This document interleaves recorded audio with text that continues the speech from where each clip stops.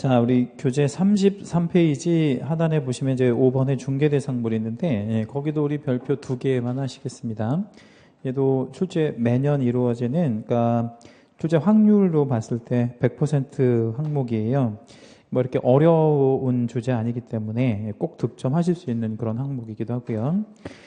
아까 우리 중개의 정의 안에서 중개대상물을 가지고 매매교환 임대차 그 밖의 권리의 득실 병해에 관한 행위를 알선한다 이랬잖아요. 그럼 이 중개대상물이 뭔지는 알아야 되는데, 우리가 33페이지 밑에 약간의 여백이 좀 있잖아요. 거기다가 그림을 좀 하나만 그려 놓기로 하겠습니다. 자, 이제 우리 여러 가지 과목을 다 들어보셨을 텐데, 그 굉장히 많은 과목 중에서 부동산이라는 말을 많이 했을 거예요. 과목별로. 민법에서도 했을 테고, 학개론, 뭐 공법, 공시법, 뭐 다 부동산이라는 말을 했을 텐데, 이 부동산의 정의에 대해서는 뭐 제가 따로 말씀을 안 드릴 거고요. 사실 우리 중개사법에서 부동산이라는 표현은 그 딱 중요한 거는 아니에요. 이 부동산을 물어보지도 않을 뿐더러. 그러니까 부동산은 민법이랑 학개론에서 좀 중요한 그런 정의고요. 정작 우리 그 과목에서 중요한 건 중개대상물이라는 게 중요해요. 그러니까 얘는 안 물어본단 말이에요. 그러니까 이게 중요하다고. 근데 이게 중요하긴 한데 사실은 위치가 중개대상물의 포지션이 아주 중요한 게 어디 안에 지금 들어가 있는 거죠? 부동산 안에. 예. 그래서 이 부동산 안에 들어가기 때문에 중개대상물이 부동산이 뭔지도 사실은 알고 있어야 됩니다. 자, 그러면 여기 위치를 한번 제가 체크를 해가지고요. 이렇게 한번 밖으로 빼볼게요. 지금 체크된 위치를 잘 보시면 뭐에는 들어가지만 뭐는 아닌 위치가 있을 수 있다는 거예요. 부동산에는 들어가지만 중개대상물은 아닌 위치가 분명히 존재할 수 있겠죠. 그죠? 요거를 제가 세 가지를 좀 예를 들어봐 드리도록 하겠습니다. 요거에 들어가는 사례를 하나 좀 들어봐 드릴 건데, 첫째, 청와대를 한번 생각해 볼게요. 청와대는 부동산인가요? 아니면 부동산은 아닌가요? 자, 그러면 부동산이 뭔가를 한번 생각해 보면 부동산이란 토지, 그렇죠? 그 정착물을 부동산이라고 해요. 토지랑 그 정착물을 부동산이라고 하는데, 청와대는 그러면 토지가 있나요? 네, 토지 있죠. 그 다음에 그 청와대 그 토지 위에 정착물, 즉 건물도 있어요, 없어요? 있죠. 그럼 청와대는 대표적인 뭐에 들어가네요? 부동산에 분명히 들어간다는 사실 알 수 있잖아요. 부동산이에요. 그런데 청와대의 위치가 이렇게 체크된 걸로 봐서 청와대는 뭐는 아니라는 거예요. 중개대상물은 아니잖아요. 그래서 왜 아니냐면 청와대는요, 사고 싶다고 살 수 있는 부동산이 아니기 때문에 그래요.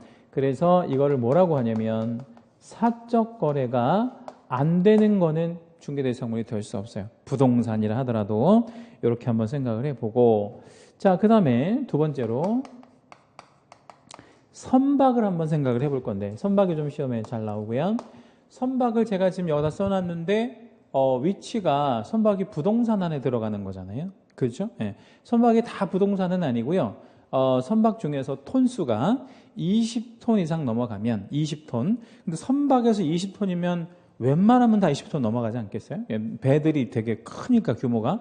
그러면 20톤 이상 넘어가는 선박은 등기 능력이 있습니다. 등기를 해준다는 거죠. 그리고 그렇게 등기 능력이 있는 선박들을 준부동산이라고 해서 부동산으로 취급을 해요. 그러니까 선박도 톤수가 좀 나가는 것들은 다 부동산이라는 거예요. 그러면 선박은 부동산이고 사적 거래 가능할까요? 사적 거래가 가능하지 않을까요? 가능하죠. 선박은 돈 주고 살 수 있잖아. 근데 안 되는 이유가 좀 중요하고요. 선박이 중개대상물이 된다는 규정이 없어서 그래요. 그러면 중개대상물에 들어가는 중개대상물이라는 규정이 뭐가 있는지를 한번 봐야 될 거 아니겠어요. 그래서 그걸 한번 좀 잠깐 볼게요. 밑에 1번에 보면 법령상의 규정 해가지고 두 번째 줄에 중간 이후에 동그라미 1번 일단 뭐가 있죠? 토지가 일단 규정이 있고, 2번에 뭐 있어요? 건축물, 그 밖에 토지의 정착물이라는 게 있습니다. 그 다음에 세 번째 그 밖에 대통령령이 정하는 재산권과 물건이 있고, 그 시행령, 즉 대통령령으로 정하는 물건이 4번에 임목이라는 애가 있네요. 거기 임목에다가 채색을 하나만 좀 하시겠습니다. 잠시 후에 그건 설명을 드리도록 하고, 그 다음에 5번에 공장재단, 광업재단 저당법에 따른 공장재단, 거기도 채색 한번 해주시고, 그 다음에 6번째 쭉 가다 보면 광업재단이 있어요. 거기도 한번 채색 한번 해볼게요. 그럼 중간에 3번은 큰 의미는 없으니까 그거 빼고 전체 5개의 규정이 있는 겁니다. 그러니까 그 5개의 규정은 일단 뭐뭐 들어가냐면 토지, 건축물, 그 다음에 뭐 임목, 공장재단, 광업재단 이렇게 이제 5개를 우리 그 중개대상물이라고 규정하고 있는 거죠. 그럼 뭐는 없는 거죠? 선박은 따로 규정이 없는 거구나 이렇게 생각하시면 돼서 선박이 안 되는 이유는 부동산이 아니라서 그런 게 아니라 규정이 없어서 그런 거예요. 자, 그리고 마지막으로 하나만 더 설명을 드릴 건데, 자, 지금 우리가 앉아있는 이 건물 있잖아요. 이 건물은 누구 거냐면 개인 거예요. 국가 게 아니니까.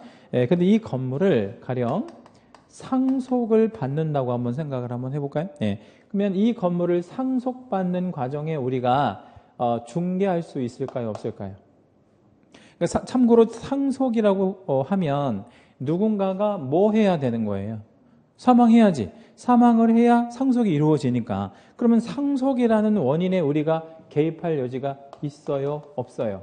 개입할 여지가 없죠. 그러니까 뭔가를 상속받는다 이렇게 나가면 그거는 개입할 여지가 없기 때문에 그건 중개대상물이 될 수 없는 겁니다. 그러니까 뭐 가령 이 건물이 상속되는 과정 뭐 이렇게 표현하면 그건 중개대상물이 될 수 없구나 이렇게 새겨 주시면 돼요. 그래서 중개대상물이 되려면 3가지 요소가 필요합니다. 그걸 한번 좀 정리해 놓은 것이 2페이지 잠깐만 좀 넘겨볼게요. 그 동그라미 2번에 보면 판단 기준 뭐 이렇게 나와 있는데 그 판단 기준에 보면 2번째 줄 첫째 뭐 이런 말 나오죠. 알선하는 것이기 때문에 사적 거래의 목적물이 될 수 있어야 된다. 거기다 우리 채색 한번 해요. 사적 거래의 목적물. 그러니까 사적 거래의 목적물이 안 되면 안 된다는 얘기겠죠. 그 다음에 4번째 줄 끝부분에 보면 둘째 중개 대상물이 되려면 법령상에 뭐가 있어야 된다고요? 규정. 그래서 규정이 있어야 된다에다가 다시 한번 채색해 주시고요. 위에서부터 5번째 줄이네요. 그리고 마지막으로 밑에서 3번째 줄 마지막으로 중개 대상물이 되려면 중개 행위에 개입 가능성이 있어야 된다. 여기도 채색해 주시겠습니다. 그러면 중개 대상물이 되려면 판단 기준이 모두 몇 개가 있다고요? 3개. 자, 3가지 다시 한번 정리할게요. 뭐죠? 첫째, 사적 거래가 가능할 것. 2번째, 규정이 있을 것. 그 다음에 3번째가 뭐죠? 개입 가능할 것. 이렇게 3가지를 중개 대상물이 되는지 안 되는지를 판단하는 기준이라고 이렇게 삼으시면 되겠습니다. 자, 그러면 그 3가지 판단 기준을 가지고 제가 문제 하나 좀 드릴 테니까 이 문제 한번 맞춰보세요. 난이도는 중상 정도 되는 난이도 있는 문제를 한번 드려볼게요. 가압류된 공장, 요거 한번 풀어볼게요. 가압류된 공장이 중개대상물이 되는지 안 되는지를 한번 판단해 볼 건데, 이제 배울 건 다 배우셨어요. 근데 실제 문제는 저렇게 나와요. 이렇게. 그러니까 그냥 간단하게 토지, 뭐 건축물 이렇게 나오면 좋은데 그렇게 안 나오고 약간 이제 생각을 하게끔 만든다 이 말이에요. 자, 그러면 가압류된 공장이 중개대상물이 되는지 안 되는지를 한번 판단해 볼게요. 기준은 3가지라 그랬죠. 기준 3개. 사적 거래 가능해야 되고 규정이 있어야 되고 개입 가능성이 있어야 되고. 자, 그럼 요거 한번 판단해 볼게요. OX로 한번 답변하시면 되는데. O죠. 요거는 중개할 수 있고 중개대상물이 됩니다. 왜? 공장은 뭐예요? 토지하고 건축물이니까 당연히 되는 거죠. 근데 약간 신경 쓰였던 말이 있죠. 어떤 말이 좀 신경 쓰였어요? 가압류. 이 가압류라는 거는 누군가가 이 공장에 뭐 할 돈이 있다 이런 뜻이에요. 받을 돈이 있다 이런 뜻이거든요. 그럼 이 공장이 약간의 하자가 있는 물건이다 이런 뜻이죠. 그럼 하자 있는 물건이면 우리 중개하면 안 돼? 아니면 중개해도 돼? 중개해도 돼. 대신 하자 있는 물건이니까 그걸 뭐 해주고 중개해줘야 되겠어요? 알려주고. 이 가압류를 말소하고 중개하는 게 아니라 알려는 줘야 되겠지. 하자 있다고. 예를 들어볼게요. 다시 비가 새는 집이 있어요. 비가 새는 집이 있어. 장마철에. 그럼 중개할 수 있어, 없어요? 있어. 상관없다고. 똑같은 거야, 저거랑. 그러면 비가 새는 집을 중개할 때는 어떻게 하고 중개하는 게 맞아요? 알려주고. 그러니까 뭐라고 알려주고? 이거 비가 샌다고. 그래서 비가 새서 좋다고, 안 좋다고? 안 좋다고. 그건 당연히 안 좋다고 해주고, 이거 뭐 사셔서 만약에 정상적으로 하려면 뭐 방수공사 같은 거 하셔야 되면 이런 것까지 다 설명해주고 거래하면 하등에 상관없다는 얘기지. 그런데 봐요. 가압류된 공장인데 가압류 안 된 것처럼 중개해주거나 비가 새는 집이라는 걸 내가 알면서도 그냥 정상적인 집이라고 이렇게 중개하게 되면 나중에 뭐 해줘야 되는 문제가 생기겠어요? 손해배상 해줘야지. 그죠? 저 가압류된 만큼의 손해를 누군가 입을 거 아니야. 그 다음에 비가 새는 거를 개공이 알았는데도 불구하고 말해주지 않았으면 나중에 방수공사 1,000만 원이 들던 뭐 500만 원이 들던 들 거 아니에요. 그럼 그만큼 물어줘야지. 가장 많이 발생하는 중개사고 랭킹 1위가 뭐냐면요. 이겁니다. 집이 나오면 이제 개공이 집을 한번 볼 거 아니에요. 이제 집을 보러 갔어요. 갔는데 도배가 내놓은 집인데 도배가 새로 된 거야. 새하얗게. 그 이제 우리 개공이 꼭 설명해 줘야 할 항목 중에 벽면 도배 상태라는 항목이 있어요. 실제로 이렇게 항목이 있단 말이야. 그러니까 벽면이랑 도배 상태 같은 걸 확인해서 설명해 줘야 되는데 여러분이 만약에 개공이라고 생각을 해볼게요. 새로 집이 나온 거 가봤더니 도배가 새로 됐어. 이제 한지 뭐 한 이틀밖에 안 된 거야. 그러면 아주 새 거잖아요. 그러면 양호라고 평가할 거예요? 체크할 거예요? 아니면 불량하다고 체크할 거예요? 양호. 이렇게 이제 할 수밖에 없잖아. 근데 그게 이제 중개사고가 되는 거예요. 상식적으로 생각해 보죠. 팔려고 하는 집을 도배를 왜 했겠나 생각해 봐요. 응? 팔려고 하는 집인데, 팔려고 내놓은 집인데, 미쳤어요. 도배를 하고 팔게. 그거 왜 도배를 했겠는지 그 매도하는 사람의 심리가 뭐겠냐 이거야. 응?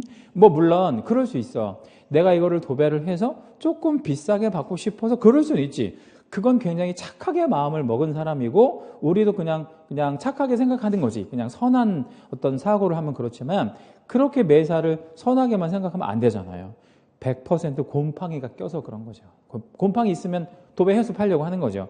그래서 이제 그 집에 이제 중개를 해줬는데 들어가서 살고 일주일만 있으면 전화가 온단 말이에요. 개공한테. 이 집에서 살 수가 없다고. 왜 살 수가 없냐면 곰팡이가 심하게 낀 집은 도배를 해도 뭐가 나와요? 냄새가 나거든. 곰팡이 냄새 장난 아니게 나거든.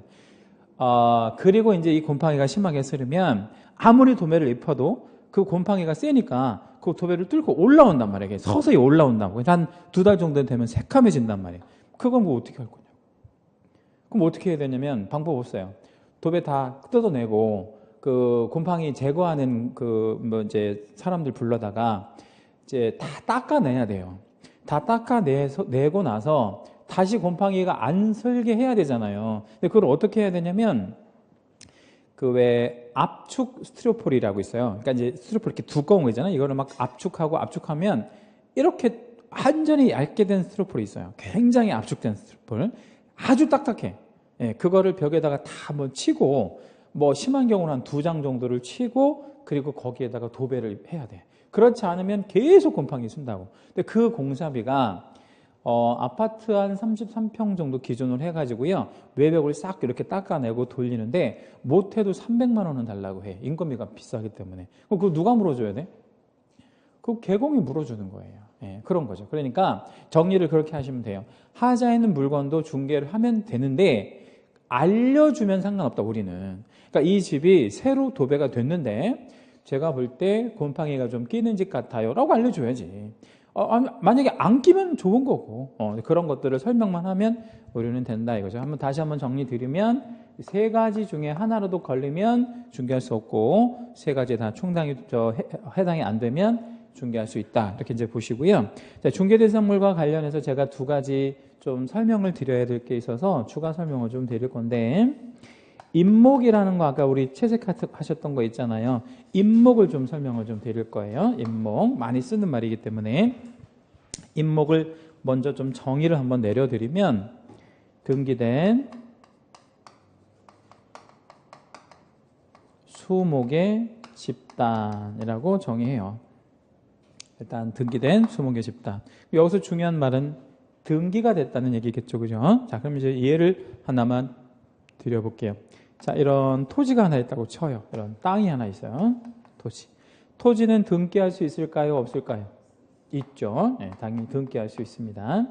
자, 토지 위에 집이 있어요. 이렇게 집이 있죠, 그죠? 이 집을 건물이라고 표현하기도 하고 건축물이라고 표현하기도 합니다. 이거 등기할 수 있을까요? 없을까요? 있겠죠, 그죠?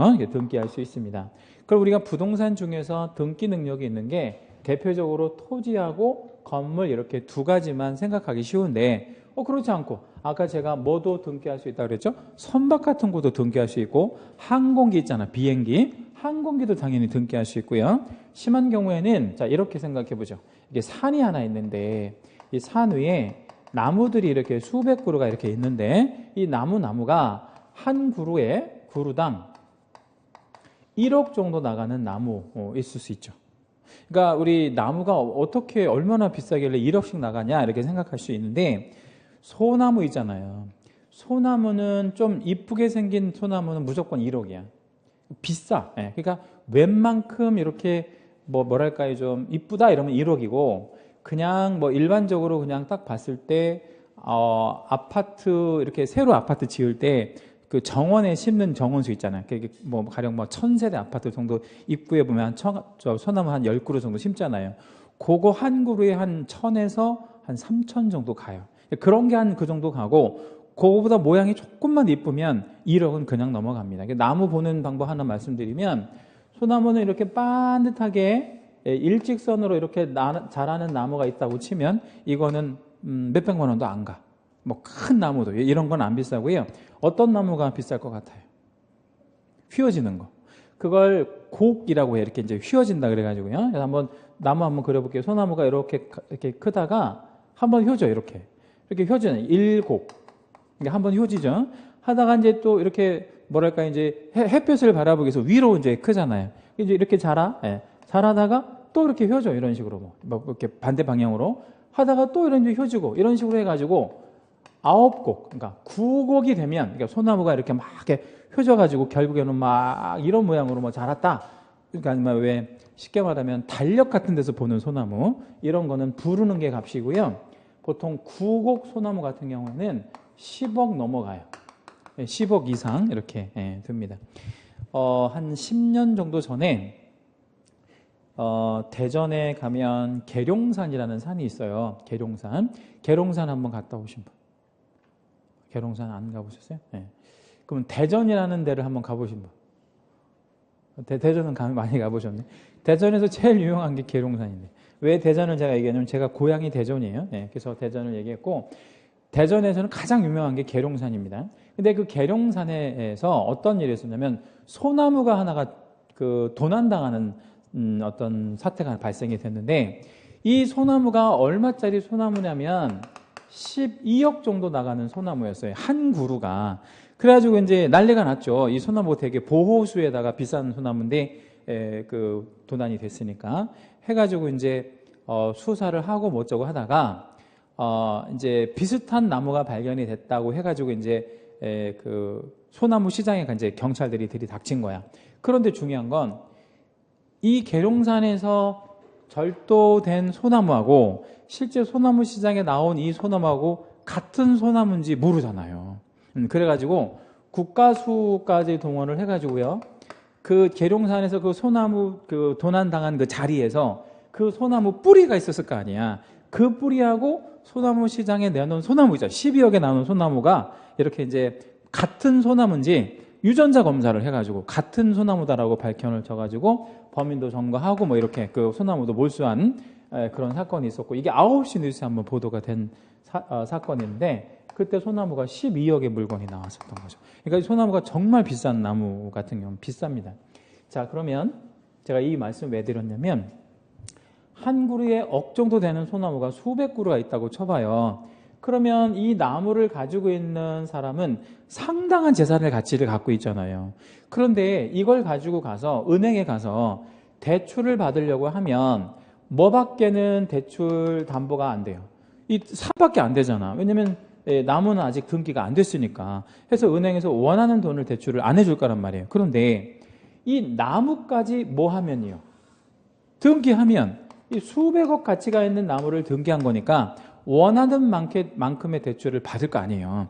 그래서 나무를 등기할 수 있도록 허용했어요. 그게 임목에 관한 법률이라는 거예요. 그럼 그 임목에 관한 법률에 의해서 뭐를 해놓으면, 등기를 해놓으면 임목이라고 부르고, 이 임목은 무슨 권리를 표시하는 거냐면 소유권도 표시하지만 궁극적으로는 뭐를 하기 위해서 그런 거냐면 이 등기를 해놓으면 여기다 뭐를 잡을 수 있어요? 담보 잡을 수 있잖아. 그 담보를 잡는다는 게 돌려 말하면 뭐를 설정할 수 있다는 뜻이에요. 저당권을 설정할 수 있다, 이런 뜻이 됩니다. 그래서 임목은 소유권과 저당권의 객체가 된다. 좀 이따 다시 말씀드리고, 그 다음에 이제 공장재단 그리고 광업재단 이렇게 있는데 이것도 묶어서 설명을 한번 드려볼게요. 공장재단, 광업재단은요 둘 다 기업재산인데 등기가 된 기업재산을 말해요. 똑같은 말이에요. 등기된 기업재산을 공장재단 혹은 광업재단이라고 얘기합니다. 자, 그러면 이것도 예를 좀 하나만 여러분 기억에 좀 오래 담게 하기 위해서 예를 하나만 좀 드려볼게요. 우리나라에서 대표적인 공장재단을 하나를 예를 들어드리면 삼성전자가 있죠. 삼성전자. 이 삼성전자 외국 그 유명한 기업 평가하는 법인에서요. 2016년도에 삼성전자 평가했을 때 우리나라 돈 100조 정도로 평가를 했거든요. 세계 60위 안에 들어가는 기업인데 지금은 그 기업 가치가 더 상승을 했고 이 100조라고 하는 돈은 정말 상상하기 어려운 그런 어마어마한 기업의 가치가 있는 건데 이 삼성전자가 가지고 있는 재산을 한번 생각을 한번 해보겠습니다. 삼성전자가 가지고 있는 재산. 이 100조를 구성하는 게 삼성전자 가지고 있는 부동산이 있지 않겠습니까? 토지, 건물, 공장 뭐 이런 거. 근데 이게 뭐 다 해봐야 얼마나 되겠어요? 많아야 10조 정도 되겠죠. 그게 큰 재산은 아니란 말이에요. 그러니까 삼성전자 부동산이 제가 아는 것만 몇 개 좀 말씀드려보면 강남역 사거리에 삼성전자 사옥이 있잖아요. 거기 한 2조 정도 돼요. 그게 정말 큰 건물인데 그거. 영통에 삼성전자 뭐가 있냐면 공장이 있단 말이에요. 근데 그 영통에 삼성전자 공장이 어마어마한 규모를 자랑해요. 그거 많이 해봐야 10조 정도 나갈 거예요. 그리고 거기가 뭐 이렇게 비싼 동네가 아니니까. 지금 그거 말고도 몇 개의 부동산이 있는데 전부 합쳐봐야 20조 안쪽이란 말이에요. 그럼 이제 삼성에서 가지고 있는 또 다른 재산을 또 얘기해보면 삼성전자에서 이런 거 가지고 있어요. 항공기, 선박, 굉장히 많은 차량 뭐 이런 것들이 있죠. 그런데 정작 이런 거 해봐야 1조도 안 된다는 거예요. 이런 거 다 합쳐봐야. 그러면 이 기업의 가치가 100조나 나간다고 그러는데 도대체 어떤 것이 이게 어마어마한 이 기업 가치를 만들게 했냐면 바로 기술력이죠. 삼성전자 하면 세계에서 뭐를 제일 많이 만들기도 하고 제일 잘 만들기도 하는 회사예요. 반도체죠. 반도체. 전 세계에서 반도체 시장 점유율이 1등 회사가 삼성전자고요. 물론 핸드폰도 많이 만들고요. 이 기술력과 관련된 얘기를 좀 잠깐 해드릴게요. 지지난주에 그 삼성에서 폴더블 폰이라는 핸드폰을 하나를 발명을 해서 이거를 시제품을 만들어서 이렇게 공개했거든요. 폴더블 폰이 뭐냐면 지금 우리가 가지고 있는 핸드폰 있잖아요. 그거가 한 요만하다고 하면 요만큼 하나를 더 붙인 거예요. 이렇게 하나 더 붙여서 이렇게 하면 이게 한 손에 좀 갖고 다니기가 좀 어려우니까 이만큼의 내용을 접어가지고 이렇게 접어서 가지고 다니는 거지. 그래서 접어서 다니다가 전화 받을 때는 그냥 이렇게 하고 뭐 예를 들어서 우리가 뭐 검색을 한다든지 영화를 본다든지 동영상을 본다든지 하면 뭐 해가지고 이렇게 펴가지고 이제 보다가 다시 휴대할 때는 접고 이렇게 해서 공개한 게 폴더블 폰이거든요. 이거를 공개했어요. 한 2주 전에. 세계 최초로 공개를 한 거죠. 그렇다면 삼성은 이거를 공개하기 전에 남접유입 시키기 전에 다른 사람들이 이거를 못 뺏기게 뭐를 잔뜩 해놨겠어요. 특허를 해놨겠죠. 그죠? 예, 그러면 기술력 이런 것들은 뭐하고 관련된 거예요? 특허 같은 거죠. 근데 이게 만약에 이 폰이요 만약에 한 150만 원 정도 간다고 쳐요. 요즘 나온 핸드폰이 뭐 한 100만 원 좀 고급 핸드폰은 넘어가니까 150만 원 정도 된다고 생각해 보겠습니다. 이거 한번 사볼 생각이 있는 분 한번 손 한번 들어보실래요? 한 분도 없어요? 저 뒤에 친구는 들으려고 한 거예요? 안 들은 거예요? 들은 거예요? 안 들은 거예요? 안 들은 거예요? 네, 그러면 저는 들었거든요. 저하고 두 분만 지금 들었단 말이에요. 근데 이게 삼성에서 시장 조사를 해보니까 세계적으로 한 10억 대 정도가 판매될 것으로 예상한대요. 예상. 10억 대. 그러면 10억 대를 판다고 치고 예상이 그렇게 됐으니까 물론 더 많이 팔 수도 있고 덜 팔릴 수도 있지만 10억 대 팔린다고 치고 한 대 팔아가지고 가령 뭐 10만 원이 나왔다. 그럼 그게 엄청난 기업의 가치가 되는 거잖아요. 이윤이 되니까. 그럼 이런 미래적인 어떤 이윤까지 전부 다 합쳐가지고 등기를 하는 거예요. 다시 한번 얘기해 볼게요. 이런 차량이나 기술력은 원래 등기를 할 수가 없잖아요. 그치? 그렇잖아요. 그런데 이것까지 묶어서 등기를 해 놓으면 기업의 가치가 더 극대화될 거 아니에요. 그렇게 해 놓은 것이 바로 뭐라는 거예요? 공장재단이라는 거예요. 그럼 이렇게 등기를 하나 해 놓으면 이걸 몇 개의 부동산으로 보는 거죠? 이렇게 해서 다 묶어가지고 등기를 해 놓으면 이걸 몇 개의 부동산으로 보냐고. 한 개. 이게 한 개가 되는 거예요. 그냥 하나의 물건이 되는 거지. 그리고 이 공작재단은 동산, 부동산 중에서 뭐에 들어갈까요? 부동산. 왜 부동산에 들어가냐면 지금 이 세 가지는 중개대상물이잖아요. 중개대상물은 뭐 안에 들어가야 돼? 부동산 안에 들어가야 되잖아. 그러니까 우리가 생각할 때 토지랑 그 정착물만 부동산이라고 생각하면 안 된다고. 이렇게 묶여있는 특허권 이런 것도 당연히 부동산이다 이렇게 보시면 되고 이런 건 중개대상물이 돼요. 아까 제가 선박이 시험에 좀 잘 나온다고 말씀드렸는데 여기도 좀 선박이 있네요. 그죠? 선박이 실제 공장재단에 들어갈 수 있습니다. 그러면 다시 한번 질문 드릴게요. 선박이 중개대상물이 된다는 거예요? 안 된다는 거예요? 아니 될 수도 있고 안 될 수 있고는 선택할 수가 없어. 그렇게 하면 양다리에 걸치는 건 안 좋고요. 돼, 안 돼요만 답변해 줘보세요. 선박이 중개대상물이 될까요? 안 될까요? 아까 제가 안 된다고 했잖아요. 그러니까 계속 안 된다고 해야지. 그냥 한우물만 파셔야 돼. 선박은 무조건 안 되는 거예요. 근데 여기 나오는 선박은 뭐예요, 그러면? 공장재단에 묶여 있을 때 되는 거지. 그러니까 공장재단에 묶여 있는 선박은 중개대상물이 돼. 그러니까 선박만 그럼 다시 이 공장재단에 묶여있는 선박만 따로 떼서 중개할 수 있어 없어? 없어. 그건 안 되는 거예요. 그죠? 그러니까 이게 묶여있는 게 하나의 물건으로 보니까 하나의 물건처럼 대우해서 이걸 중개할 수 있냐? 당연히 할 수 있다. 이렇게 생각을 하시면 되고요. 이제 광업재단 얘기 잠깐 해드리면 얘도 등기된 기업재산인데 우리나라는 공장재단은 굉장히 많으나 광업재단은 거의 없습니다. 그 이유는 뭐냐면 우리나라는 땅 파면 뭐밖에 안 나와요? 우리나라 땅을 막 파봤어. 아무 땅이나. 그럼 뭐밖에 안 나와? 땅 파면. 흙, 돌 이거밖에 안 나오잖아요. 근데 외국은요. 땅 파면 뭐도 막 나오고 그래요. 외국은. 석유도 좀 나오고 막 금도 나오고 그러잖아요. 우리나라는 아무것도 안 나오잖아요. 그냥 아무것도 없는 나라잖아요. 그러니까 우리나라는 광업재단이 거의 없는데 옛날에, 그러니까 이제 한 20년 전, 30년 전에 석유값이 비쌀 때 우리가 이제 막 그 난방 같은 거 뭘로 했죠?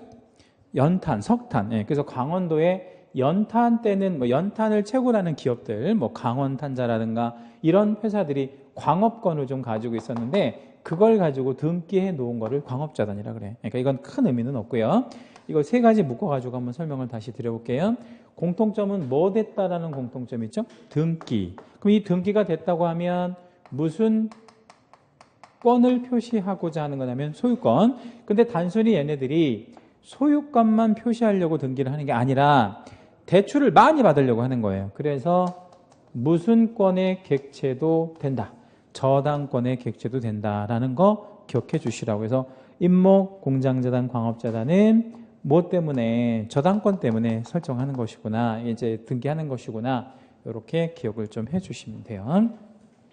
자, 그 다음에 이제 34페이지 하단 내려오시면 양가로 6번의 중개대상 권리 뭐 이런 말 나와 있는데 자, 요거 관련해서 우리 여백에다가 하나만 좀 적어 놔 볼게요. 권리가 있는데 뭐 예를 들면 소유권을 한번 생각해 보죠.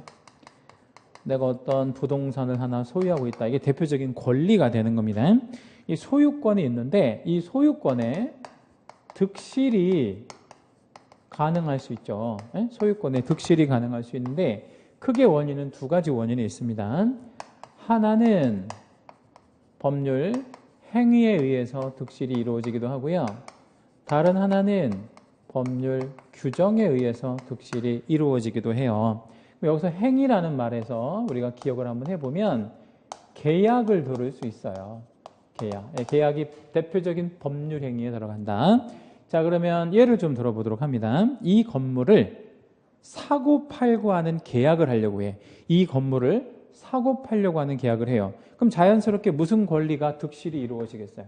소유권이 파는 사람은 잃게 되고 사는 사람은 소유권을 얻게 되잖아요. 이런 득실. 그런데 이 건물의 소유자가 어느 날 사망을 해서 이 건물에 말하자면 그 소유자가 사망하면 상속이 이루어질 거 아니에요. 그럼 상속이 이루어져도 소유권의 득실이 이루어질 거 아니겠어요. 현 소유자가 사망하고 상속인이 소유권을 승계받으니까 해서 이 그 소유권의 득실 변경이 계약이다 그럼 법률행위인 거고 상속이다 그러면 이 법률 규정이 되는 거죠. 그럼 간단히 정리하면 우리 중개는 어떤 권리여도 상관없어요. 중개 대상물과 관련된 권리라면 여기랑 여기 중에서 어디에는 개입할 수 있지만 행위. 왜냐하면 중개의 정의가 행위를 알선하는 거잖아요. 우리가 여기에는 개입할 수 있지만 어디에는 개입할 수 없어요. 규정에는 개입할 수 없다. 뭐 상속 같은 거 이런 거에는 개입할 여지가 없다. 이렇게 생각하시면 돼요. 요것만 좀 간단하게 정리해 놓으시면 되겠네요. 자, 그 다음에 이제 35페이지 쪽에 오시면 2번 제목에 중개계약이다 이런 말이 있는데 이 중개계약이 일단 뭐 유형이나 이런 것들도 있는데 사실 이제 그런 거보다는 좀 우리가 좀 중요하게 생각을 해야 될 게 좀 있습니다. 그래서 그거를 그 제목 옆에 오른쪽에 여백이 좀 있죠? 거기다 그림을 좀 하나만 그려 놓을게요. 개공이 있어요.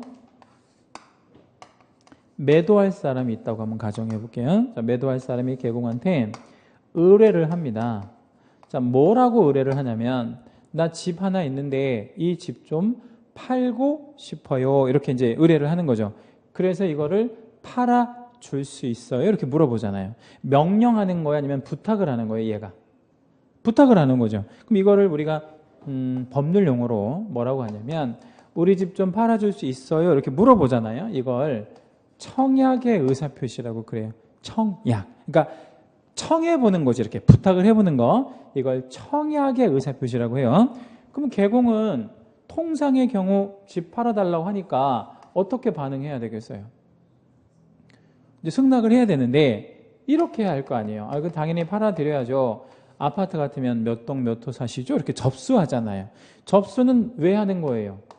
그 청약의 의사표시에 대해서 승낙하려고 하는 거잖아요. 그러면 지금 여기서 우리가 청약의 의사표시와 승낙의 의사표시가 서로의 뜻이 딱 들어맞는 현상이 발생하잖아요. 이거를 한자로는 합의라고 해. 의사표시가 합쳐졌다. 근데 이거를 조금 다른 말로 뭐라고 하냐면 계약이라고 해요. 이걸 자 뭐라고 한다고요? 계약. 합쳐지는 현상을 계약되었다라고 합니다. 자, 그러면 여기서 질문. 매도인과 개공은 매매 계약을 한 걸까요? 아니요. 왜 매매 계약을 한 건 아니에요? 얘가 판다 그랬고 얘는 산다 그런 건 아니잖아요. 얘는 뭐 해준다고 지금 생각한 거지? 중개해 주겠다고. 그래서 이 계약의 이름을 무슨 계약이라고 부르는 거냐면 중개계약이라고 부르는 거예요. 그렇지 않겠어요? 네. 그래서 이 중개계약은 그러면 질문 누구랑 누구 간의 계약을 중개계약이라 그래? 개공과 이제 매도인. 근데 여기 매수가 있을 수도 있잖아요. 여기다 매수 한번 적어볼까요? 매수? 요렇게도 계약이 이루어질 수 있잖아요. 요렇게도.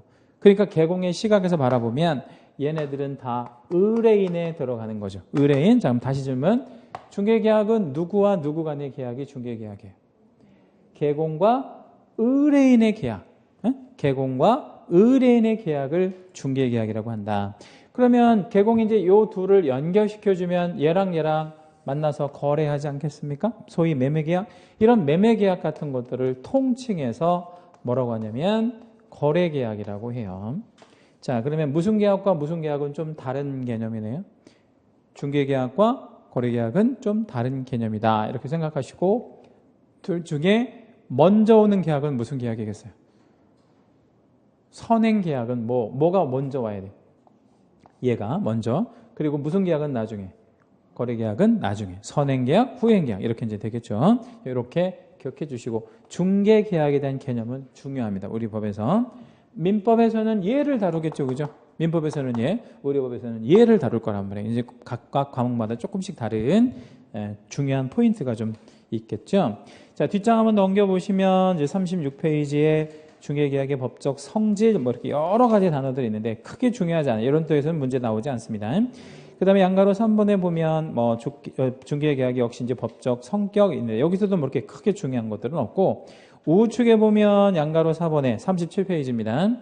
중개계약의 유형 이렇게 있는데 1번, 2번, 3번 제목에다가 다 채색을 한번 해 주시겠습니다. 독점성의 유무에 따른 구분, 2번에는 중개보수 결정에 따른 구분, 3번에는 참여, 개공의 수에 따른 구분 이렇게 세 가지가 있는데 다 중요하고요.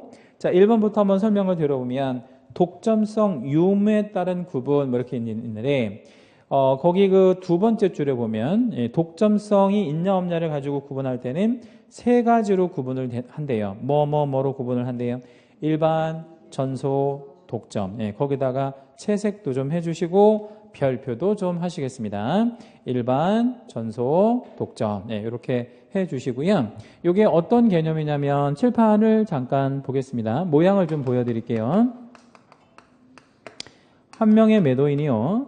한 명의 개공한테 이렇게 팔아달라고 의뢰를 합니다. 그럼 이렇게 한 명한테만 팔아달라고 하고 끝하나요? 아니면 그 옆집이랑 그 옆집이랑 여러 군데 내놓습니까? 집을. 여러 군데 내놓죠. 그럼 만약에 세 군데에다가 내놓는다고 쳐봐요. 이렇게 세 군데에다가 만약에 집을 내놓는다고 치면 이렇게 물건을 내놓는 방식이 우리나라에서 흔한 방식이에요? 아니면 흔하지 않은 방식이에요?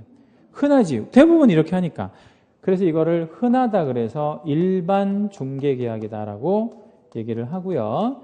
그러니까 여러 명한테 물건을 준다는 얘기겠지. 여기서 말하는 일반 중개가 시험에 좀 잘 나오고 일반적이다라는 얘기는 한자로 많다라는 의미예요. 이게 많다, 흔하다 이런 얘기.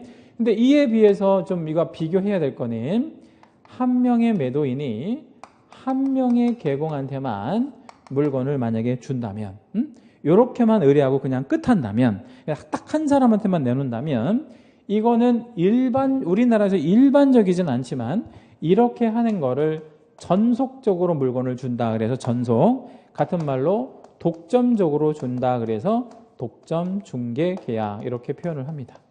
그래서 전속 중개 계약, 독점 중개 계약 이런 말들이 있고요. 일반 중개 계약 이런 말들이 있어요. 그래서 요거하고 요거는 좀 다른 개념이라는 거를 기억을 해 주시면 되겠어요. 그럼 질문 하나 드릴게요. 개공들은 그러니까 이 개공하고 이 개공을 한번 판단해 볼게요. 얘랑 비교해 볼게요. 어떤 개공이 좀 더 유리한 환경에서 업을 할까요? 얘랑 얘 중에서 좀 유리한 환경에 있는 사람. 이게 왜 얘가 유리하냐면 얘 상당히 불리합니다. 왜 상당히 불리하냐면 내가 아무리 열심히 해도 정말 열심히 매일같이 막 조사하고 막 여러 군데 뭐 전화하고 했는데도 내가 못 팔고 얘가 팔면 나는 그 노고에 대한 노력에 대한 아무런 대가를 못 받아요. 그렇죠? 근데 얘는 안 그래요. 내가 열심히 노력하면 최소한 매도인은 나를 통해서만 물건을 거래할 거 아니에요. 그러니까 내가 한쪽 보수는 확보한 거나 마찬가지인 거죠. 그래서 이게 우리나라 방식이긴 한데 우리나라에서 많은 방식이긴 한데 서양에서는 주로 이런 방식으로 하고 시장 자체가 이런 시장에서 이런 시장으로 넘어가려고 하는 지금 추세예요. 그래서 뭐 지방에서는 이게 아직도 압도적으로 많지만 서울 강남권에서는 요게 좀 상당수 있을 수 있어요. 그래서 이걸 많이 끌어낼 수 있다는 거죠. 손님들한테 물건을 내놓을 때 아예 얘기를 해요. 뭐라고 얘기하냐면 여러 집 내놓지 말고 저한테만 내놓으시면 제가 빠른 시일 내에 원하는 가격으로 팔아드릴게요. 그러면 그렇게 한번 해보시겠습니까? 좋다. 그러면 이게 전속 중개 계약이라는 건 계약서를 또 좀 써야 되거든요. 이런 식으로 많이 끌어내고 있어요. 그래서 이런 식으로 바뀌어야 할 내용이다. 참고하시고 2번에 보면 중개 보수 결정 방식에 따른 구분 이렇게 있는데 정가 혹은 정률 중개 계약이 있고 거기다 이제 채색 한번 해주시고 밑에 줄에 보면 순가 중개 계약이라는 말이 나와요. 거기다도 한번 채색해 주신 다음에 순가 중개 계약은 별표 한번 거기다 한번 해 놓겠습니다. 자, 이 둘은 어떻게 다른지를 좀 잠깐 보여드릴 건데요. 자, 정가는 정률하고 좀 비슷하고요. 순가하고 좀 완전히 다른 개념인데 정가 정률은 이렇게 하면 돼요. 예를 좀 구체적으로 들어서 정가는 이거 팔아주면 이 물건 팔아주면 500만 원을 드릴게요. 이렇게 약속을 하는 거예요. 정률은 이거 팔아주면 0.7% 드릴게요. 이렇게 약속을 하는 거예요. 그 보수에 대한 약속을 미리 하는 거예요. 그러니까 정해놓고 하는 거라고 생각하시면 돼요. 정해놓고 하는 거. 근데 순가가 좀 재밌는데 이 순가는 어떻게 하냐면 예를 들어서 매도가 있잖아요. 개공한테 이렇게 해요. 10억 받아주세요. 근데 집이 하나 있는데 10억 받아주세요. 이렇게 얘기하고 뭐라고 또 얘기를 하냐면 더 받을 수 있으면 내가 그건 관여하지 않을 테니까 그냥 사장님 다 가지세요. 이렇게 이제 의뢰하는 거예요. 해서 개공은 매수인한테 얼마라고 브리핑하면 안 돼요. 10억이라고 브리핑하면 안 되는 거예요. 왜냐면 나는 아무런 보수가 없으니까. 얘가 받고 싶은 돈은 얼마였죠? 10억인데 더 받아서 그걸 네가 보수로 챙겨라 이랬으니까 좀 더 큰 금액을 얘기를 해야 될 거 아니에요. 그래서 가령 11억을 얘기했다고 쳐봐요. 얘가. 근데 얘가 오케이 한 거야. 11억에 사겠다고 했어. 그럼 얘 이제 수중에서 얼마가 나오겠습니까? 11억이 나올 거 아니에요. 그러면 얼마 먹고 얼마 주고 하면 되겠어요. 1억을 먹고 내가 개공이 10억은 얘가 받고 싶은 돈이 이렇게 되니까 주면 될 거 아니에요? 이렇게 진행하는 거를 순가 중개계약이라고 해요. 그러면 실제 실무의 개공들은 어떤 중개계약을 굉장히 선호할까요? 순가를 굉장히 선호하겠죠. 왜냐하면 인센티브가 적용되니까. 해서 이 1억이라고 하는 돈을 이제 받게 되는 부분에 대한 얘기를 좀 간단히 해보는데 지금 10억짜리 물건을 가지고 1억의 보수를 받았잖아요. 여러분이 보실 때 너무 많이 받은 것 같아요? 아니면 뭐 적당히 받은 것 같아요? 10%를 받은 거잖아요. 많이 받은 것 같아요? 아니면 좀 적당히 받은 것 같아요? 너무 많이 받은 것 같잖아요. 그렇죠. 그래서 법률에 이렇게 받으면 법정 한도를 초과했다고 그래서 이거는 처벌을 받아요. 1년 1천에 처벌을 받아요. 이 법정 한도는 매도 0.9 한도가 매수 0.9 양쪽에 1.8%밖에 못 받아. 최고 받을 수 있는 한도가 그래요. 근데 무려 10%를 받아버린 거니까 법정 한도를 초과한 거죠. 그럼 얘는 처벌을 받을 수 있단 말이에요. 그런데 실제 실무에서 이렇게 처벌받는 행위가 있다면 순가 중개 계약을 안 해야 되잖아요. 안 해야 될 거 아니야. 근데 다들 안 해요? 아니면 할 것 같아요? 할 것 같지. 예를 들어서 우리 형법에 사기치지 마 이렇게 규정돼 있잖아요. 다른 사람 사기치면 그 3년 이하의 징역이나 뭐 이렇게 한다고 써 있단 말이야. 그러면 사기 다 안 쳐? 아니면 그래도 사기 막 쳐? 막 사기 치잖아. 사기 쳐가지고 막 애들 데리고 야반도주하고 그러기도 하잖아요. 그러니까 그런 거를 하지 말라고 해서 없어지는 게 아닌데 이런 것들이 실제 실무에서는 존재한다. 얼마든지 많이 존재하고 오히려 이렇게 하는 경우보다는 이렇게 하는 경우가 더 많아요. 그거는 좀 위험을 감수해 가면서까지 내가 좀 많은 보수를 받으려고 이렇게 하는 경우라고 생각하시면 돼요. 아무튼 순가 중개계약이라는 게 있는데 이 순가 중개계약 자체가 불법은 아니에요. 이거 해도 상관은 없어. 그런데 뭐가 불법이 된다는 거예요? 그 결과가. 다시 한번 해볼게요. 순가 중개계약을 했다라는 건 무슨 얘기냐면 얘랑 보수에 대한 약정을 이렇게 맺은 거잖아요. 여기까지는 처벌을 못 한다고. 아직 불법이 없으니까. 그럼 언제 되면 이게 처벌이 되는 거야? 결과가 생기면, 이거를 실제로 법정 한도를 초과하면 불법이 되고 처벌을 하겠죠. 그럼 시험에는 어떻게 나오냐면 순가 중개계약 자체가 불법이다. OX. X. 그건 아니에요. 이거 자체가 불법은 아니라고. 이게 불법이면 뭐하러 제가 이걸 설명을 하겠어요. 근데 그 결과가 처벌의 대상이 되는 불법이 되는 거죠. 그렇게 이해하시고 3번에 보면 참여하는 개공의 수 이랬는데 이건 아까 한번 말씀드렸던 거예요. 혼자 하게 되면 아까 그걸 무슨 중개계약이라고 한다고 그랬죠? 단독, 2명 이상 하면 공동 이렇게 구분하면 되고 중개계약은 어떤 사유에 의해서 종료되기도 하는데 종료되는 거 잠깐 보여드릴게요. 칠판 잠깐 보시고요. 이렇게 중개계약을 맺었는데 일주일 정도 있다가 매도할 사람이 개공한테 전화를 해서 이렇게 얘기할 수 있나 보세요. 제가 일주일 전에 팔아달라고 내놓은 물건 그거 안 팔을래요? 할 수 있다 없다? 있죠. 내 거니까. 안 팔을래요? 하면 그게 뭐가 되는 거예요? 중개계약이 해지가 되는 거죠. 그럴 수 있어요. 얼마든지. 자, 뒷장 넘기시고 공인중개사 아까 이제 공인중개사 제도는 말씀드렸는데 용어의 정에서 다시 한번 채색만 좀 하고 넘어가 볼게요. 거기 연역은 뭐 85년도에서부터 만들어졌다는 얘기인데 연역을 물어보거나 그러지는 않아요. 2번의 법령상의 의 쪽에 보니까 공인중개사라 함은 이 법에 의한 자격을 취득한 자를 의미한다 이런 말 나있죠. 거기다가 다시 한번 채색을 좀 하시고 공인중개사는 자격을 취득한 그런 사람을 말해요. 오른쪽에 넘어오시면 양가로 2번에 보면 자격시험의 시행 주체 이랬잖아요. 공인중개사 자격을 취득하는 방법이 여러 개가 있는 게 아니라 단 하나밖에 없어요. 뭐를 해야 돼? 시험에 합격해야 되는데 그 시험은 누가 주관하는 시험이다라는 겁니까? 시도지사. 거기다도 채색하시고 별표 하나 하시겠습니다. 자격 시험 주체. 그 다음에 이제 응시 자격은 아까 말씀드렸습니다. 그리고 양가로 4번 내려오시면 자격 취소 있는데 자격 시험을 누가 주관한다 그랬죠? 아까? 시도지사. 그러면 자격증을 누가 교부하겠어요? 자격증은? 시도지사가. 그럼 자격의 취소 또한 누가 하겠어요? 시도지사. 이렇게 그걸 하나의 흐름으로 이렇게 연결해서 기억해 주시면 되고요. 자격 취소 사유가 4가지가 있는데 이건 나중에 다시 배우실 겁니다. 뒷장 넘겨주시고 40페이지 개업 공인중개사 이렇게 있는데 일단 개업 공인중개사의 정의는 이제 뭐 한 자라고 이렇게 정의했었었냐면 한번 읽어볼게요. 개공이란 첫 줄 공인중개사법에 의하여 중개사무소 무엇 한 자라고 돼 있어요. 개설, 등록한 자. 거기다 우리 채색 한 번만 하시겠습니다. 등록했다라는 말의 의미가 무슨 얘기냐면 자 우리가 아이가 태어나면요.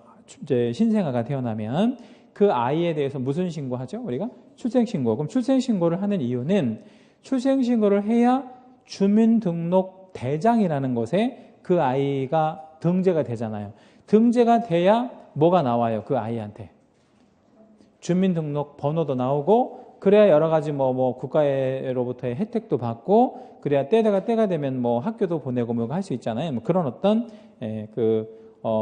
법률적 지위를 얻게 되기 때문에 등록을 하는 거고 이제 우리도 관청이 가지고 있는 장부에다가 이름을 올려주는 행위 이걸 등록이라고 합니다.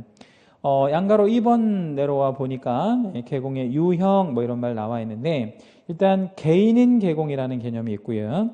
오른쪽에 오시니까 법인인 개공 뭐 이렇게 있을 수 있는데 그것만 간단하게 좀 구분해 드릴게요. 자, 칠판 잠깐 보겠습니다. 공인중개사가 그죠? 등록을 만약에 하게 되면 얘는 뭐가 되는 거죠? 개공이 되잖아요. 그럼 붙여보면 뭐인 개공이 되는 거예요. 공인중개사인 개공이 되는 거죠. 그렇죠? 네. 그런데 이 공인중개사가 그냥 이렇게 단순하게 개공이 되는 방법도 있지만 이렇게 할 수도 있을 것 같아요. 어떤 공인중개사는 이렇게 하는 것보다는 법인을 하나를 만들어요. 법인. 그러니까 회사를 하나 만드는 거야. 그래서 회사를 만들어서 내 이름으로 하는 게 아니라 누구 이름으로? 회사 이름으로 개공이 되는 거지. 이렇게 할 수 있지 않겠어요? 그럼 이거를 뭐라고 하냐면 법인인 개공이라 그래요. 이렇게 두 가지로 이해를 해 주시라고. 자, 그러면 다시 한번 말씀드릴게요. 이거는 개인인 개공이잖아요. 그럼 이거는 무슨 개공이라고요? 법인인 개공. 그럼 여기서 질문. 누가 개공이죠? 여기 밑에는? 그럼 위에 거부터 해볼게요. 공인중개사인 개공 이렇게 돼 있잖아요. 그럼 여기서 누가 개공이지? 그 공인중개사가 개공이잖아요. 얘가 개공이 됐으니까. 그럼 여기서는 법인인 개공이라고 그랬잖아요. 그럼 여기서 누가 개공이지? 법인이. 얘가 개공이라고. 이 법인이라는 뜻은 법에서 사람임을 인정했다. 얘도 사람으로 보는 거야. 그러면 법인이 부동산을 소유할 수 있어요? 없어요? 있죠. 부동산 법인 형태로 소유 많이 하고 있잖아요. 그것처럼 법인인 개공이 있을 수 있다. 그럼 우리는 공인중개사인 개공 될 수 있어요? 없어요? 있고 법인인 개공도 될 수 있어요. 그러면 왜 시험을 봐야 되느냐? 이 법인을 만드는 사람이 아까 누구라 그랬죠? 공인중개사. 얘가 이 법인에 뭐여야 해야 하냐면 대표자. 그 말을 역으로 돌리면 법인의 대표자는 반드시 공인중개사여야 한다. 네, 그래서 자격이 필요한 거죠. 자격 없는 사람은 법인 못 만들어요. 될 수가 없다고. 자격이 있어야 법인 만들어서 법인 이름으로 등록한다.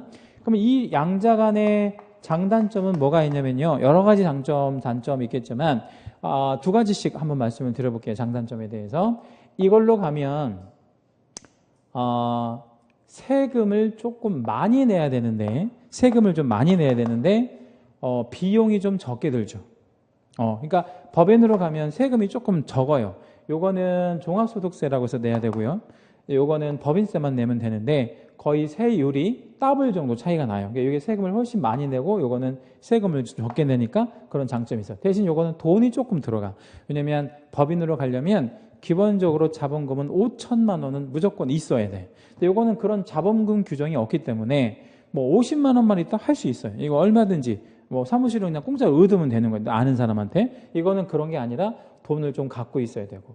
그 다음에 이제 궁극의 어떤 장단점을 얘기해 보면 이거는 중간에 나이 들어서 뭐 이제 뭐 100살 정도 되면 죽어버리잖아요. 그럼 이거 끝난다고. 근데 이거는 법인 형태로 가게 되면 계속해서 사람인 대표자만 자격 있는 대표자만 계속 바꿔주면 100년, 500년, 1000년 이렇게 갈 수도 있는 거죠. 그 어떤 명맥을 유지시킬 수도 있는 거란 말이에요. 그래서 뭐 가령 세계적인 중개법인을 하나 만들고 싶다. 꿈이. 그럼 그걸 만들어서 내 손자의 손자의 손자까지 쭉 연결시켜 줄 수 있다는 얘기예요. 그런 거를 법인이라고 생각하시면 되고요. 하는 일은 거의 비슷한데 이거 내용적으로 조금 다른 게 있어서 그건 다음 주 정도에 다시 말씀드리도록 하겠습니다.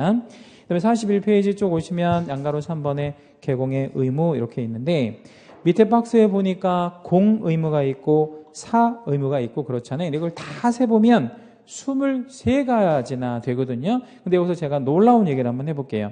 이쪽 개공의 의무, 요 공의무, 사의무 중에서요. 무려 20문제가 매년 나와요.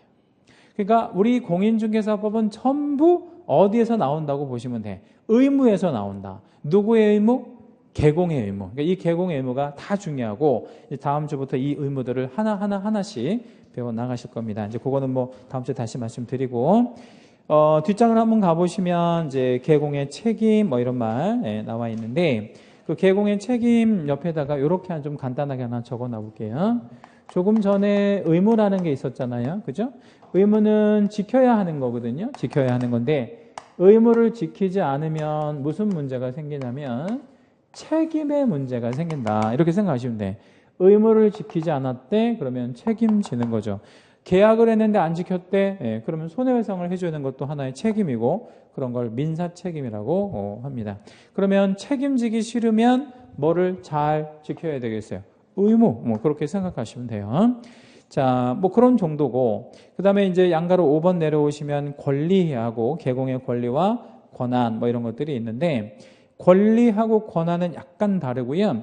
권리 밑에다가 밑줄 하나만 해주시고 권리는 자기를 위하여 이렇게 한번 써볼게요.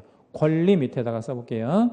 권리는 자기를 위하여 이렇게 주장하고 향유 이렇게 갖고 있는 거 이런 거를 이제 권리라고 하고 옆에 권한 있잖아요. 권한 밑줄 하시고 요거는 타인을 위하여 이렇게 한번 적어볼게요. 권하는 타인. 예를 들어서 대리를 한다. 그러면 대리는 나를 위해서 하는 거야? 나한테 대리권을 수여한 타인을 위해서 하는 거예요. 타인, 그래서 대리 권한 뭐 이렇게 얘기해요. 그래서 그런 타인을 위하는 것을 권한이라고 하고요. 여러 가지 권리와 권한이 있는데 사실 우리 중개사법은 권리와 권한은 몇 개 없고요. 그렇게 시험에서도 중요하게 작용하지 않아요. 아까 말씀드린 대로 우리는 의무를 되게 중요하게 생각한다. 이 법은 대부분 의무를 이제 규정하고 있기 때문에 권리 권한은 나중에 다시 말씀드릴 겁니다. 넘기시고 44페이지.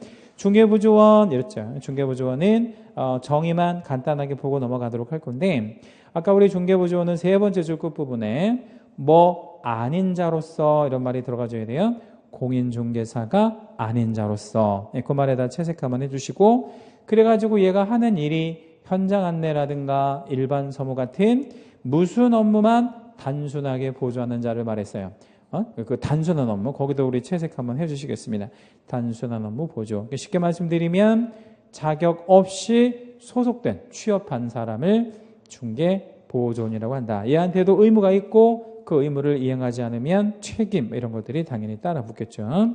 6번 용어 소속공인중개사가 있는데 이 소속공인중개사는 정의 한번 읽어볼게요. 개공에 소속된 공인중개사로서 중개 업무를 수행하거나 거기다 우리 채색 동그라미 번호 1번 한번 다시 한번 잡아주시고 밑에 줄 개공의 중개 업무를 보조하는 자 거기도 채색하시고 번호 2번 한번 해주시고 소공의 업무는 크게 두 가지 아까 있다고 말씀드렸어요. 중개 업무를 직접 수행하는 것도 할 수 있고 소공 스스로가 중개 업무를 수행하는 일 그 다음에 개공의 중개 업무를 보조하는 이런 일까지 다 할 수 있다. 소공한테도 뭐랑 뭐가 있어요. 의무와 책임 뭐 이런 것들이 존재합니다. 자, 뒷장 넘겨주시고요. 자, 7번 용어 이제 생소한 용어가 하나 나왔는데 고용인이라는 말이 하나 나왔잖아요. 이 고용인에 대한 설명을 좀 잠깐 드리는데 여백에다 한번 적어놔 보겠습니다. 고용인이 뭐냐면 소공과 자, 소공은 뭐 약자? 소속공인중개사 약자. 중개보조원을 합쳐서 부르는 말이에요. 이 둘을 합쳐서 고용인이라고 부릅니다. 이 둘을 합쳐서 고용인이라고 그래요.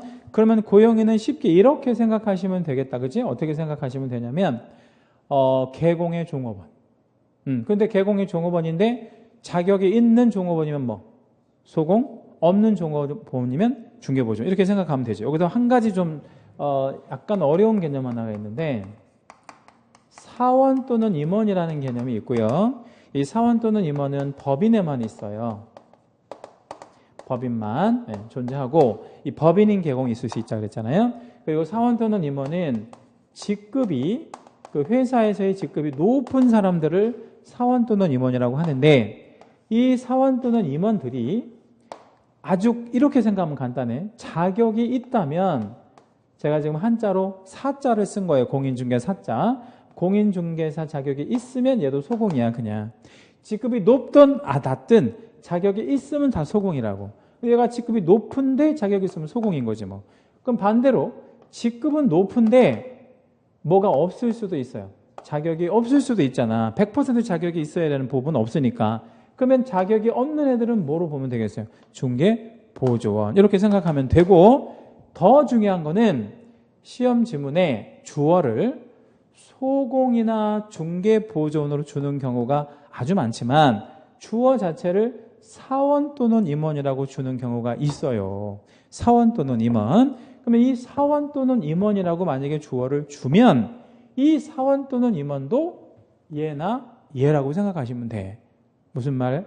사원 또는 임원도 고용인이다 이 말이에요. 왜? 사원 또는 임원도 법인에 고용되어 있으니까. 그렇죠? 네, 그렇게 생각하시라고. 그래서 이 고용인 안에는 사원 또는 임원까지를 포함하는 개념이다. 자, 이제 마지막 용어만 좀 보고 마치도록 할게요. 8번에 보니까 개업공인중개사 등이라는 용어 있죠. 그죠? 개업공인중개사 등. 그럼 지금 무슨 자 하나가 더 들어간 거예요. 등자 하나 붙었잖아. 이 등자의 의미는 뭐냐면 개업공인중개사 등이니까 누구는 당연히 들어가겠어요. 개공은 당연히 들어갈 거 아니에요. 그럼 거기에 등자에는 누가 들어가느냐? 얘네도 다 들어가는 거야. 얘네가. 그러니까 개업공인중개사 등이라는 말은 소공이든 중개보조원이든 직급이 높든 낮든 싹 포함하는 개념. 그러니까 전부 중개업에 종사하는 모든 사람들을 통칭해서 부르는 말이 개업공인중개사 등이다. 이렇게 생각하면 돼요. 자, 그러면 만약에 우리가 중개사무소에 놀러 갔거든? 중개사무소에 뭐 볼 일이 있어서 갔어요. 근데 거기에 3명이 앉아있네. 3명이. 근데 3명이 누구냐면 개공, 소공, 중개보조원 있어. 그러면 그 3명을 합쳐서 뭐라고 부른다고? 개업공인중개사 등이라고 생각하시면 돼요. 그죠? 그러니까 개업공인중개사 등이 있네 이렇게 하면 되는 거죠. 예. 자, 오늘 수업은 여기까지 하고요.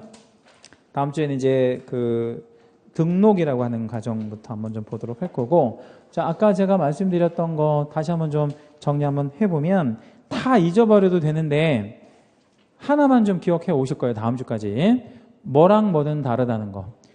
중개와 중개업은 다르다는 거. 그러니까 다른 거는 그렇게 뭐 잃어버려도 또 얘기할 거니까 상관없는데 오늘 배운 거에서 참 중요한 말은 중개하는 것과 중개업은 다르다는 거. 그거는 좀 기억을 해갖고 오실 거라는 겁니다. 자, 여러분 다음 주에 뵙도록 하고요. 제가 요거 하나만 더 1분만 더 말씀드릴게요. 우리 지금 중개사 시장이 굉장히 경쟁이 치열한데, 굉장히 치열한데, 여기서도 여러분이 이제 이 학원을 선택을 하고, 뭐, 다른 학원을 선택할 수 있음에도 불구하고 이 학원을 선택했는데, 나름 이유가 있을 거 아니에요. 근데 이게 좀 중요해요. 우리 여기 강동에도 되게 큰 회사에서 운영하는 학원이 있잖아요. 근데 거기를 선택하지 않고 여기로 오신 건 잘하신 건데, 우리 여기 학원은 본원이에요. 그러니까 여기가 본원이란 말이에요. 근데 큰 학원은 여기 강동에 있는 학원이 제가 뭐라고 뭐 상호 말씀 안 드려도 어딘지는 알겠죠, 그죠? 그 학원은 여기가 본원이 아니에요. 그러면 그 본원이 아니다는 게 무슨 의미가 있냐면 상당히 중요한 의미가 있는데 강의하시는 선생님들이 굉장히 중요하잖아요. 책도 중요하지만 책보다 10배 이상 중요한 게 강의하는 선생님이 중요하신데 가령 이 근처에 있는 그 큰 학원은 본원이 아니고 본원이 아니라는 얘기는 소위 그 일타 강사가 일타 강사라고 부르는 게 있어요. 그러니까 이제 이 학원가에 부르는 말인데 강사들이 급이 다 있단 말이에요. 1타, 2타, 3타 이렇게 했는데 1타 강사들이 본원에서 강의를 하지 여기는 강동 분원이잖아요. 여기까지 안 온다고. 그러니까 이쪽에 있는 선생님들의 수준은 본원에서 강의하는 선생님들의 수준하고 상당히 떨어진단 말이에요. 근데 여기는 그게 아니고 그냥 이거가 본원이에요. 여기 저 에듀나인 학원의 본원이니까 여기서 강의하시는 선생님들은 이쪽 업계에서 다 일타 강사로 구성이 돼 있어요. 이제 그거는 여러분이 말하자면 나중에 이제 한 뭐 1월 달 정도 되면 서서히 아예 느낌이 오실 거예요. 예, 그러니까 선택은 잘 하셨고 만약에 뭐 누군가 뭐 이 학원하고 저 학원하고 좀 이렇게 뭐랄까요 좀 고민하고 계신 분이 있다면 소개를 좀 많이 해 주시라고. 예, 아셨죠? 예, 이 학원이 훌륭한 학원이고 아까도 말씀드렸듯이 합격도 많이 하는 학원이니까 그렇게 좀 알고 계시면 될 것 같아요. 그런 거에 대한 고민은 절대 하지 마시라고. 예. 자, 다음 주에 뵙도록 하겠습니다. 수고하셨습니다.